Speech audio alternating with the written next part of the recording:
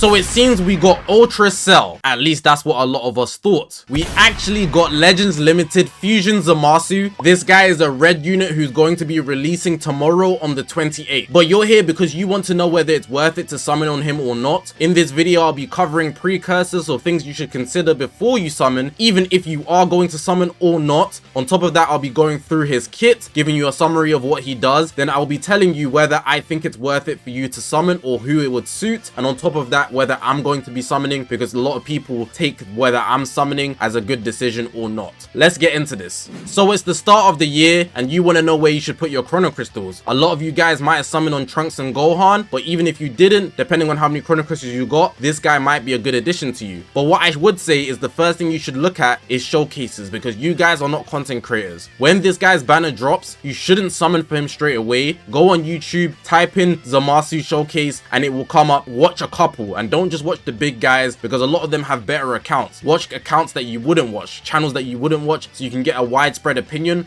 on what Zamasu is like. Not just that though, maybe wait a couple days if you are certainly not sure, because you can get a different perspective from what PvP looks like versus a showcase. Day one, everybody's pushing their own idea, their own opinions, but PvP will take its shape and people will understand whether he's actually good or bad based on his continuous usage. Now outside of that, think about how many chrono crystals you have and anything else you want to summon for. People are waiting for LF Super Saiyan 3 Vegeta Mini, and that might be something more valuable to you, and if that completely looks better than this, you might completely turn your head. So this might not be worth it and you might be stunned by the animations and be super hyped for him, but are you gonna feel like that tomorrow? Are you gonna feel like that next week? If you're not, maybe you should consider not summoning. Also, if you summoned for anything previously, you probably don't have any chrono crystals anyways, so summoning from a low amount isn't the best idea, considering that even if you did try summon for this guy, your odds of getting him are already lower because you don't have a lot of chrono crystals, and if you do, he'll be low stars and might feel weak anyways. So there's all these things you might want to consider when investing in Zamasu if you are going to summon. So now we're going to be going into Legends Limited Fusion Zamasu's abilities, his whole kit. Now I'm not going to read every single line, but I'm going to give you a general idea, so you'll be free to read it yourself, but everything I tell you is the most important bits. I will go through every part of the kit, just not read every line. So the important things you need to know: his element, he's red. The tags: Future, Regen, Patara, which is not a relevant one, but Fusion Warrior, God Key, and Powerful Opponent are. Now looking to his Z ability, he only buffs Future, Powerful Opponent, and God Key. So if you want to run him on Fusion Warrior, you might have to put him on the leader slot. If not that, you need to consider who everybody else is on your team, because there could be a God Key member, you know, Patara member, and that might work out in terms of synergizing, but you also have to look at the other side Z abilities. So just bear that in mind depending on how you want to run him. Regeneration too, but a lot of regeneration characters are also powerful opponents, so you won't have to worry about that one too much. And he's a melee type, red melee type, so you can see in his Z ability strike, attack, and defense, which is obviously big. Going into the strike cards, he has blast armor. It's the slice type. The blast does nothing, but the blue card here, the typical special move on activation. Here, the sustained damage cut to the enemy, but if you actually hit it, you can paralyze by chance, so it's not guaranteed.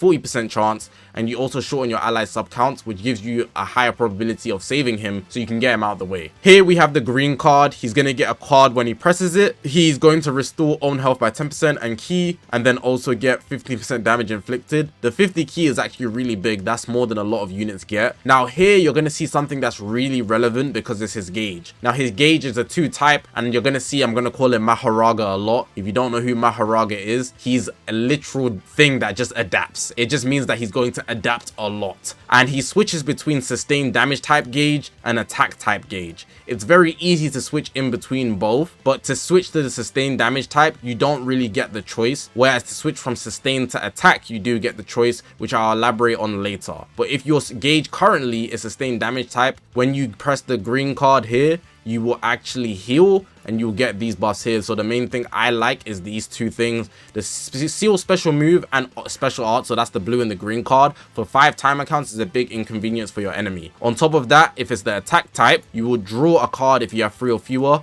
and he can get his vanish gauge back 100% 3 times, so that could be very, very useful for you depending on the timing of you using it.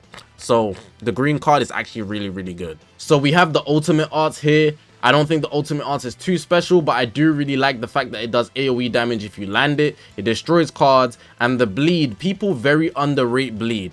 Bleed ticks at your health behind the scenes, and it will cause you a problem before you even realize it. Even if you switch to standby, that bleed is ticking. But here it's just the typical, you know, nullifying endurance. Critical is nice because it's 10 timer count, so it can stand behind, but critical is one of the worst buffs you can get, and then ultimate damage is just for the ultimate. Blast armor as well, so you know it's not the Thori type. Going into the main ability here, you see draw the ultimate arts, which is obviously standard, but the rest is pretty much not too great except for this bit here and this bit here. So charging your own gauge by 100% is nice because you can capitalize, because it fills your gauge and it will empty immediately, which you'll see later, which is super nice. You get some buffs out of that. For example, you might immediately be able to get Covenant. Here, -2 to arts card draw speed, no sidestepping. Those combos are going to get cut by a decent amount. Obviously, it depends on who you're fighting, because if they can cancel attribute downgrades immediately, then you won't be able to utilize these 3 bits effectively. So it depends on who you're fighting and when you decide to use it. The main ability can be a big playing card, not just offensively to draw the ultimate, but defensively too for them. Obviously, the health restoration as well for some characters that heal a bunch. For example,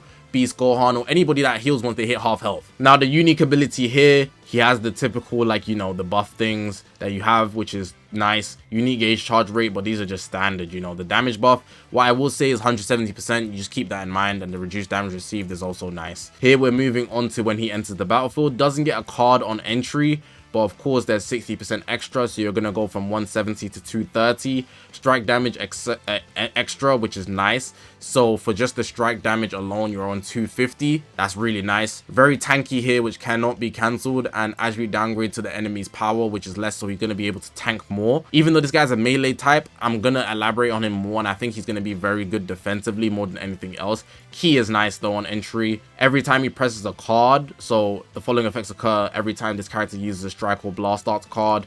Randomly draws 1 new card when you have 3 or fewer, which is nice, and this is going to reset on switch, I believe, and then restores own key by 10, which is nice. So you're going to be consistently having key building up, so it's snowballing, and then here going to be making the enemy weaker so he can do more damage, and then also stopping their health restoration, which is nice. Here, it's actually how his gauge works, which is super nice. So here, just the sub count reduction, but I skipped over that. That's typical. A lot of units have that nowadays. Applies the following effects to itself if own unique gauge is sustained damage type when this character uses strike, blast, or special move or ultimate arts. And then he's going to be able to switch his sustained damage type gauge to attack type. And then he's also going to get cover note off that. Now here, it's the opposite, but different buff. So when he goes from attack type to sustained, is based on him getting hit, so it's kind of out of your control, which is what I said earlier, and you will get type neutral for damage sustained only, which cannot be cancelled. So he's basically type neutral permanently for the most of the game. So in terms of switching to attack type to sustained, it's based on you getting hit. So the minute you're on the defensive, he's gonna go to sustained damage type, immediately flipping his gauge, adapting to the scenario. But when you're attacking, he's immediately going to flip his sustained damage gauge to attack gauge, and then immediately get a benefit of that for the offensive, immediately adapting. That's amazing. That's why I mentioned he's like Maharaga. He's going to consistently adapt to the scenario, sustain to attack to sustain. There's no other requirement but getting hit, which is really nice. There's no other requirement but attacking, which is really nice. Just note, the cover note can be cancelled. Going into the unique ability 2, strike cover change, which can be chained into a blue card. Here, when he changes cover, he's going to debuff the enemy, which is nice, and reduce their key. Cost going up is solid. Changing cover though, so if you drop combo, these things won't happen, I believe. Applies the following effects to self after enemy attack is over. So you see here he gets a green card, and he's gonna actually heal, so you do not want to tap attack him. Tap attacking him, he will heal a lot of that, which is gonna be maybe against what you want to do, like 1 tap or something like that. You don't want to do those. 20% damage inflicted as well, so he's gonna be able to adapt. He's coming back stronger.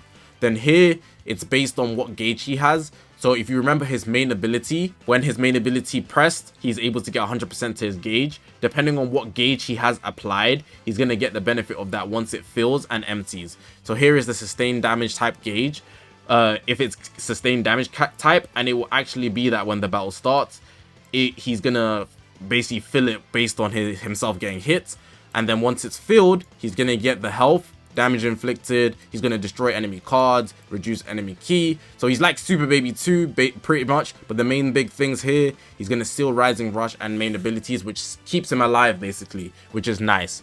And the damage inflicted activates only once, so it adds to that 230 that I mentioned earlier, which will make it 250 if this fills once. Then on the attack end, he's going to be able to also fill his gauge the same way, but offensively. So when his gauge fills, he's going to draw a card, he's going to restore a key and health, and then get the damage inflicted, so he can get up to 270, which is nice, and he's gonna get cover note off that and draw speed. That's the bulk of his kit. It's just flipping between the attack gauge and the sustained damage type gauge, making the most benefit of the scenario, which is really nice. You know, it's a good kit. Now we gotta get into whether I think it's worth it for you guys to summon. Now you gotta really listen to what I'm saying here, and it depends on what type of person you are, what type of teams you like, what type of units you like. I think this unit here at a low star is not going to be to your value. He doesn't have any buff cancellation. He doesn't have any consistent type neutral, especially offensively. On the defensive end he does, but offensively, no. So he's not going to be as oppressive as I think he would be defensive, but that is very much based on your stars and how you build him.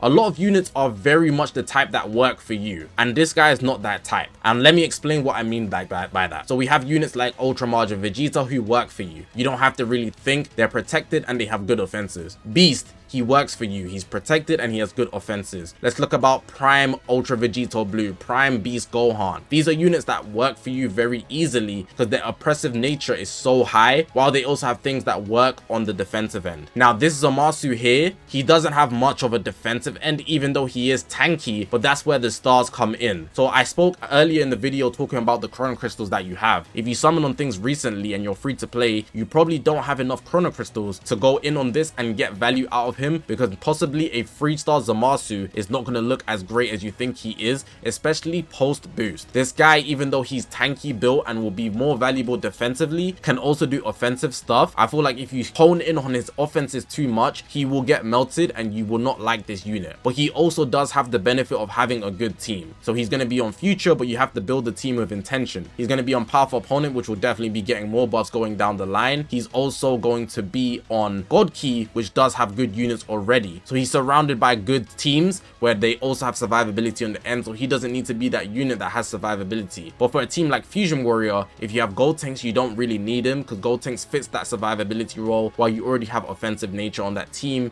If you're running a purple, it would obviously be G4. He can still be offensively good, but defensively it's risky. And then you could obviously run Vegito Blue, who's the biggest Fusion Warrior right now. So for most people, I think you don't need this guy because you won't have him high stars. But if you plan to invest in him, he will be really good. He's one of those where you need to put chrono crystals into him. So on the higher end, he's going to look amazing. On the lower end, he's not going to be great. I spoke about Maharaga, and if you guys don't know, Maharaga adapts, but he adapts on the basis that you can't take him out before he can adapt. There's a time limit on how his adaptation works, in the same way as the gauge, and he literally has a wheel of adaptation. If you can take him out before he adapts, then he's literally done. So this unit at low stars, he doesn't have anything to protect him like that. If you can one-shot him, even though he'll be sustained neutral, and he does have supposedly good defenses, we haven't seen his stats, but the kit shows that, and he also de-powers the enemy, he'll be good. But it's very easy to think this guy isn't good if you have him at low stars and you haven't built him with intention. So if you're not building him defensively, I think he's going to be worse off, and depending on what you surround the team by. For example, if you don't have Trunks and Gohan, you don't have much survivability, you might not want to run the yellow Rose. On God Key, if you're not running God Goku, you're going to be lacking survivability. These factors are very important when using this type of unit, because he's not going to autopilot for you, but I still think he will have value, but not the value that you think based on the way he's adapting, because I feel like he leans more to the defensive capabilities, even though the offensive capabilities will be good, and he gains a bunch of value off being red. If he was a different element, oh my god, it might be over for this guy. But being red, he's gonna have a bunch of Zenkai buffers, so it's also easy to make this guy look good. So consider everything I've said here. In most people's scenario, it's not something you should summon for, but if you feel like Zamasu is for you and you invest in him, he's gonna look good. Similar to the gold tank situation, people snubbed him, but then they realized, oh, this guy can actually be valuable. Same thing with Zamasu, I feel, but on the higher end of stars. Everybody wants to know if I'm summoning or not. I'm not summoning. He looks cool. He looks amazing, in fact. I love his animations. I was geeked. I was thinking, damn, this tiny buff is looking real, but hey, I don't really need this guy. If I was to run him, I'd run him mainly on Fusion Warriors. I would use Future, but mainly because they have characters that I already like, so Vegeta Blue and Rose. But do I actually care that much about Future? Me personally, no. For Fusion Warriors, I have Gotenks, so I don't need this guy, and I'm more likely, well, I'm looking towards Daima, Super Saiyan 3 Vegeta, and the Fusion Warrior that will probably come out in the last final episodes. Probably something else is more likely as well that I will like, so Zamasu's not moving me. Even if he is the greatest unit ever somehow, which I don't think he will be, he's not really moving me. He just looks aesthetically nice, and I don't need to have him to appreciate how good he looks. So yeah, I'm not summoning. That's all I have to say. But hopefully you guys did enjoy this video. Hopefully this video was useful. I'm gonna be posting the best teams and equipments on the channel, so if you're wondering how to build him, I got you guys. Tap into the channel, subscribe, you know, the typical thing. But hopefully you guys did enjoy this video. If you haven't already, make sure to press that subscribe button as we're on this grind to 200,000 subscribers. I appreciate you guys for watching, man. My name is ZAKASHI, guys, and I will see you guys in the next one, man.